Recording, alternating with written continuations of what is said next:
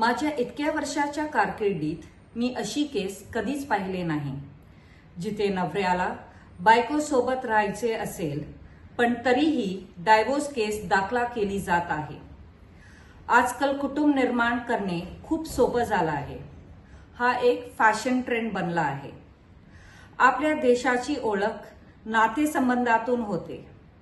काका काकू, मामा मामी, आई वडील, भाऊ बहीण किंवा सासरे या नात्याला आपल्या देशात खूप महत्त्व आहे। त्यामुळे नवरा बायकोचं नातं इतकं सहजासहजी तोडता येत नाही।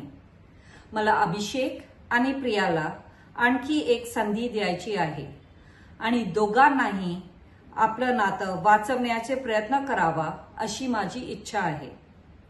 त्यामुळे अभिषेक आणि प्रिया यांना 6 महिने एकाच घरात राहावे आणि त्यांचे पवित्र नाते जपण्याचे प्रयत्न करावा लागेल अशी निष्कर्ष कोर्टाने काढला आहे आणि त्यानंतरही त्यांना वेगळे राहायचे आहे असे वाटत असेल तर ते पुन्हा न्यायालयात दाद मागू शकतात।